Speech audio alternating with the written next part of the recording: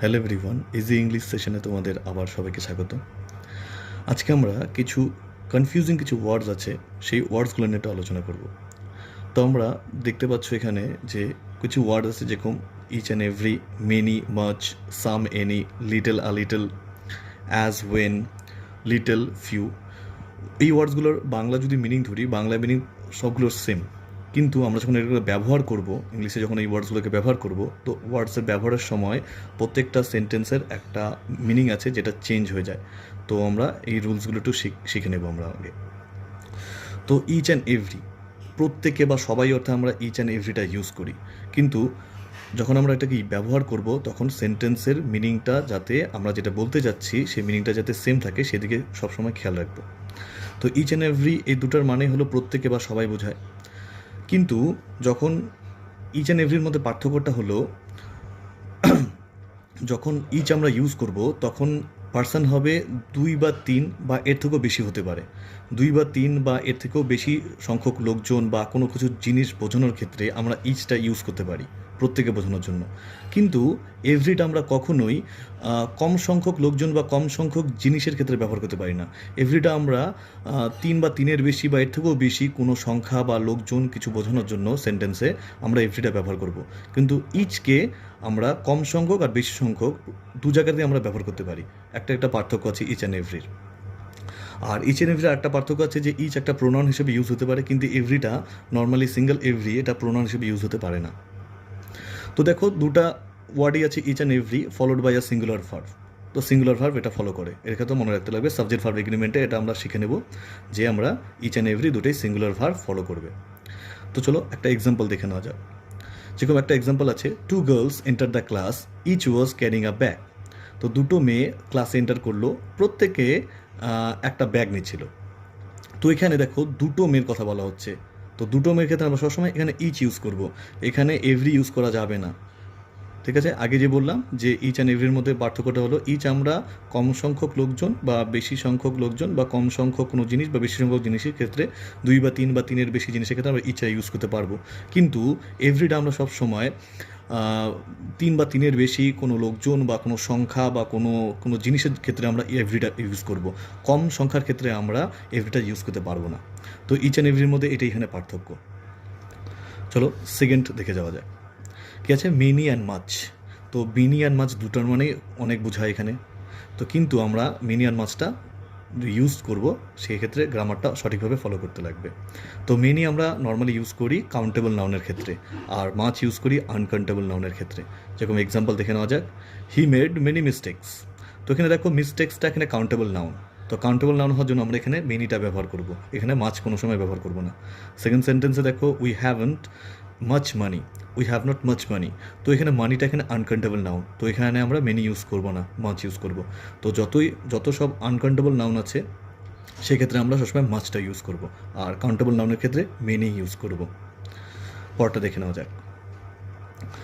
Next আছে সাম and any. তো সামটা সবসময় আমরা অ্যাফার্মেটিভ বা হ্যাবাচক বাক্যের ক্ষেত্রে ব্যবহার করব, আর এনি সবসময় নেগেটিভ বাক্যের ক্ষেত্রে ব্যবহার করব। তো কোনো সেন্টেন্সে যদি কোনো পজিটিভ ভাইব থাকে, কোনো পজিটিভ জিনিস বোঝাতে চাই, তখন আমরা সামটা ব্যবহার করব। ঠিক আছে, তো সামটা affirmative or to express quantity or degree বোঝানোর ক্ষেত্রে আমরা সাম ব্যবহার করব। আর কোনো সেন্টেন্স নেগেটিভ অথবা ইন্টারোগেটিভ যদি সেন্টেন্স হয়, প্রশ্নবোধক বাক্য যদি বাক্য হয়, সেক্ষেত্রে আমরা এনি ব্যবহার করব। চলো এক্সাম্পল দিয়ে এটা জিনিসটা ক্লিয়ার করে নিই। I shall buy some apples. তো আমি অ্যাপেল কিনবো। তো এখানে কিনবোটা এখানে এই সেন্টেন্সটা পজিটিভ অ্যাফার্মেটিভ সেন্টেন্স হিসেবে আছে, তো অ্যাফার্মেটিভ সেন্টেন্স আছে, তার জন্য আমরা এখানে সাম ইউজ করলাম। নেক্সটে আছে I shall not buy any apples. আমি কোনো অ্যাপেল কিনবো না। তো কিনবো না অর্থে আছে নেগেটিভ সেন্সে, তো আমরা এখানে সবসময় এনি ব্যবহার করবো এখানে। থার্ডে দেখো, have you bought any apples. তো এখানে দেখো ইন্টারোগেটিভ সেন্টেন্সে আমরা এনি ইউজ করবো, এখানেও সাম ইউজ করবো না। তো দেখতে পেলাম যে যদি কোনো কোয়ান্টিটি বা ডিগ্রি আর যদি কোনো অ্যাফার্মেটিভ সেন্স হয় সেখানে আমরা সাম ব্যবহার করব, আর কোনো নেগেটিভ বা কোনো ইন্টারোগেটিভ সেন্স যদি হয় সেখানে আমরা এনি ব্যবহার করব। তো সাম আর এনির মধ্যে এটাই পার্থক্য। নেক্সট দেখি, লিটল আ লিটল। দুটা যে ওয়ার্ড আছে দুটা সিমিলার ওয়ার্ড, কিন্তু পার্থক্য এক জায়গায় যে একটার মধ্যে এ আছে একটার মধ্যে নেই। তো যেটার মধ্যে এ নেই, অনলি লিটল আছে, শুধু লিটল লেখা, তো ওটা আমরা সবসময় নেগেটিভ অর্থে ব্যবহার করব। আর এ লিটল সবসময় পজিটিভ অর্থে ব্যবহার করব। তো এই লিটলের মানে হলো হার্ডলি এনি, অর্থাৎ কোনো কিছু আমরা বুঝতে যাচ্ছি মানে নেই বললেই চলে, মানে একদমই নেই, থাকলেও হয়তো থাকতে পারে কিন্তু না থাকার চান্সটাই বেশি, মানে একদমই নেই, সেই অর্থে আমরা লিটল ব্যবহার করব।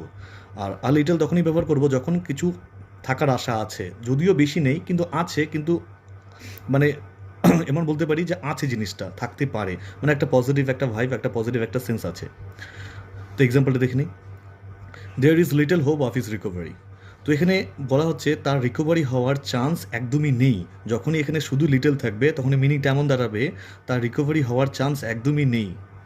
তো আর নেক্সটে দেখি, there is a little hope of is recovery. তো এখানে বোঝাচ্ছে তার রিকভারি হওয়ার চান্স আছে, হয়তো অবস্থা ঠিক নেই কিন্তু রিকভারি হওয়ার চান্স একটা আছে, একটা আশা আছে। তো এখানে এই আশাটা নেই অর্থে বোঝানোর জন্য শুধু লিটল ইউজ করব। আর আশা অল্প হলেও আছে, ওটা ব্যবহারের জন্য আ লিটল ইউজ করব। বুঝতে পারলে জিনিসটা? তো লিটল আ লিটলের ব্যবহার এরপর আমরা যখন করবো খুব সেন্সিবলভাবে জিনিসটা করতে লাগবে। নেক্সট দেখি, অ্যাজ হোয়েন। এই অ্যাজ এ ওয়েন কোনো টাইম বা কোনো সময় বোঝানোর জন্য, যখন বোঝানোর জন্য আমরা জিনিসটা ইউজ করি, কিন্তু অ্যাজ তখনই ব্যবহার করব যখন প্রথম ঘটনা শেষ হওয়ার সাথে সাথেই বা শেষ হওয়ার আগেই দ্বিতীয় ঘটনা শুরু হয়ে যায়, সেক্ষেত্রে আমরা অ্যাজ ইউজ করব। আর প্রথম ঘটনার সঙ্গে যদি দ্বিতীয় ঘটনাটা অনবরত চলতে থাকে তো সেক্ষেত্রে আমরা হোয়েন ইউজ করব। এক্সাম্পল দিয়ে জিনিসটা ক্লিয়ার করা যাক। ফার্স্ট যে এক্সাম্পলটা আছে, as I left the house I remember the kiss.